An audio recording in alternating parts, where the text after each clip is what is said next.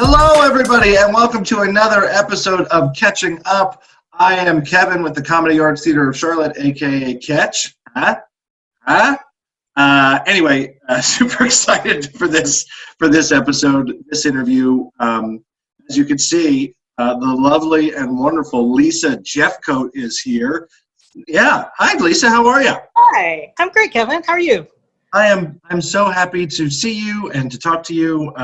This whole Corona thing has made, I'm sure, a lot of us stir crazy, and it's made me miss people in the community a lot. So it's really good to see you. Why don't you introduce yourself to the people? And I know I said your name already, but how you're associated with Catch. Any other information you'd like to give as well? Sure. Well, I'm Lisa Jeffcoat. I am on Catch's short form team, Tertiary Characters, for my team. And I've been part of the community for almost a year now. I guess the beginning of April will be a year since I walked in that first level 1 class. Oh, crazy stuff. That's awesome. You're all in for a treat, because Lisa is a gem of a human being, ladies and gentlemen. Super happy to have her in the community and to call her a friend. She's lovely. So let's go on with the interview. Again, this is all about trying to connect the community during this time, since obviously we can't physically in the same space. We want to make sure we're still keeping the community engaged, right? I mean, are you getting a lot of social interaction right now? I mean, I know you're working, but how do you feel? How are you doing during all this? It's a different thing. I work, as you know, in a hospital, and so I am around people at work.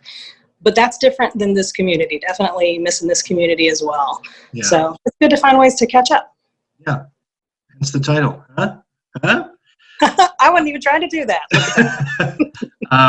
But thank you for all that you do. I'm sure that your job is very necessary right now. So thank you for that. And thank you for the break from it. Anytime. So let's go on to the first question. The first question is, what is one of or your favorite Catch memories? So you said we're going to do this for like 45 minutes, right? Lots of great memories. Short one-word answers. Yeah, there you go. Improv. Okay, fair enough. I think, I'm going to cheat and do two. One, I think, is that first night walking into that level 1 class. Because I think, like a lot of folks, I kind of walked in step by step with my brain saying, what are you doing here? This is crazy. Turn around, run. You can't do this. Right. And my gut saying, take the class, walk in the door, take the class. And my gut was so right. 10 minutes of the class, my gut is looking at my brain going, I told you so. So I remember hearing that. Yeah, it was awkward. We had to stop class, and it was during somebody's ZOP or ZIP. I can't remember. It's all the same. I think my other favorite is doing, it was off campus, actually doing a show for Brave Step, the local organization that supports survivors of sexualized violence. Yeah. And again, I remember thinking, comedy at a Brave Step event, that's going to be interesting. But it was just really neat that night to be with an amazing group of performers and an amazing group of people in the organization, and to see how laughter and comedy and lightness of spirit is such a tool for resilience. So that's definitely one of my favorites. Love that answer. That was such a special night. And also, why not? Shout out to Brave Step. They're our local organization. I hope they're doing well during all this. But they're great. Yeah, that was a great night. So what do you think is the greatest lesson that improv has taught you that you've been able to take into your day-to-day life? I think about this a lot, and it's that I can trust myself.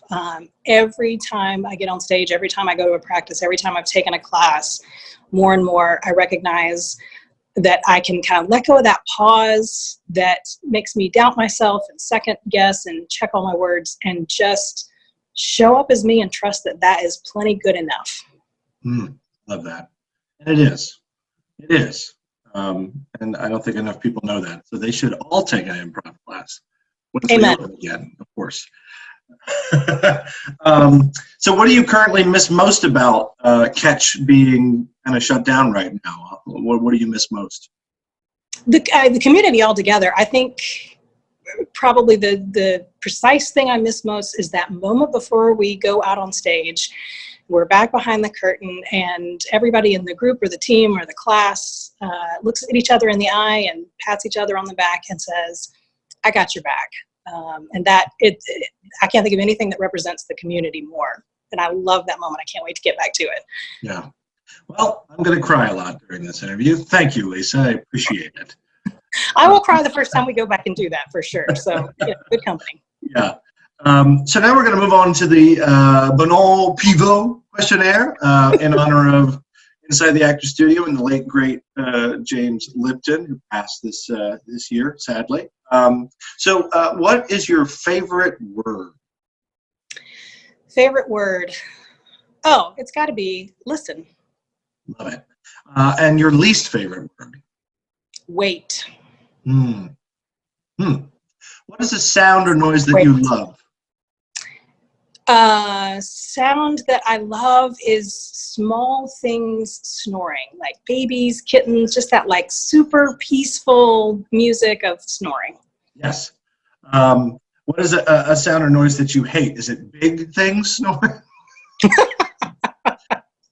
How did you know? I think it's probably the sound of any man saying, "I think what that woman just meant when she said that." What? No, I'm just kidding. Well, actually. Yes, that's it. I think it's the sound of somebody smacking food.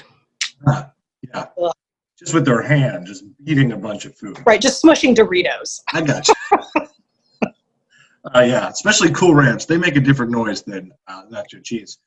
Especially, yeah. Yeah. So what is your favorite curse word? Oh, my friend taught me this phrase as a curse a few years ago that I love. Sweet Jesus on a biscuit. That's got to be my favorite. Love it. Very to some people that might be the most offensive curse word, but I love it. It's great. It might be. What profession other than yours would you like to attempt? I've always thought I would say architect in answer to that, but I think what I really like is just like building Legos and, playing with building things, not the actual pressure of building things people will walk on. So probably like toy tester, board game tester, that whole field. That sounds awesome. What's a profession or a job that you would like to do least? Vice president. That's such a good answer. Oh, man. Okay. So if heaven exists and God is there to meet you at the pearly gates or whoever, what would you like to be said to you? Oh, this is so easy.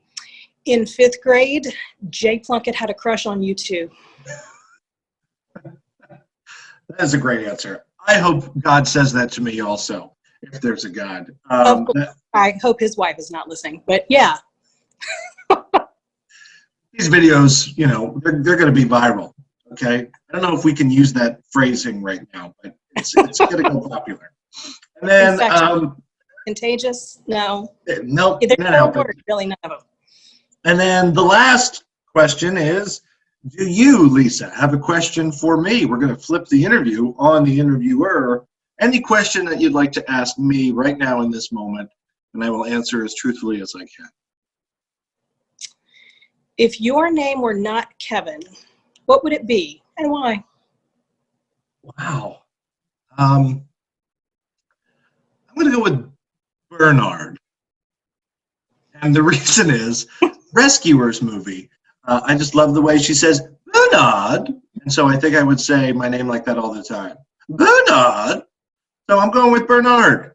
Nice. I understand the hat more now. That seems to fit. This is a Bernard type of hat. It is a very Bernard hat. Plus Bernard from Westworld always wears his glasses like this. You know what? I never thought about it until this moment. I think Bernard would be a great name for myself if it wasn't Kevin. So absolutely. We'll start calling you that as soon as we get back in the theater. Well, we'll see. We'll talk about that later. Anyway, that brings us to the end of the interview of this episode of Catching Up. Again, we're here with Lisa. You can see her on Tertiary Characters, which is the first Saturday of every month once we get back into the swing of things, which hopefully is fairly soon because I really miss the community as well. I'm glad we get to do these check-ins, though. Also, like, subscribe, follow us on Facebook, Instagram, YouTube. That is a great way to help a small business during this time, is to just, engage with us, like us, share us. That means the world. Lisa, it's such a pleasure talking to you. I mean this from the bottom of my heart. You're such an important part of this community, and such a dear friend of mine that I'm so, just one of the perks about starting Catch is to be able to meet people like you and form those friendships. So I love you dearly. Thank you so much for doing this interview. I hope to see you soon in person.